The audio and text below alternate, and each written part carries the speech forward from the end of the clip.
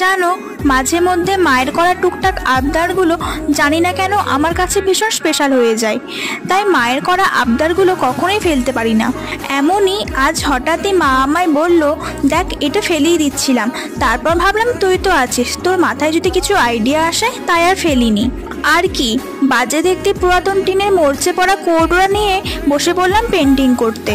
আচ্ছা, তোমরা কারা কারা ফেলে দেওয়া যে কোনো জিনিসকে নিজেদের মতো একটু আঁকিমুখি করে সাজিয়ে রাখতে কিংবা নতুনভাবে কিছু কাজে লাগাতে থাকো? আমি তো প্রায় সময় এটা করে থাকি। এই ফেলে দেওয়া জিনিসগুলোর ওপর আর্ট করে নতুন একটা লুক দিতে আমার যে কি ভীষণ ভালো লাগে তা আর কি বলবো। আর শুধু আমারই যে ভালো লাগে তা কিন্তু নয়, আমি জানি তোমরাও ভীষণ ভালোবাসো আমার এই ফেলে দেওয়া জিনিসগুলোর ওপর ক্রাফট দেখতে। কথা বলতে বলতে আমার কাজ প্রায় শেষের দিকে। আজকের কাজটি তোমাদের কেমন লাগলো অবশ্যই জানিও, আর ভালো লাগলে একটি ছোট্ট লাইক, কমেন্ট আর সাবস্ক্রাইব করতে ভুলবে না জানো। বাই।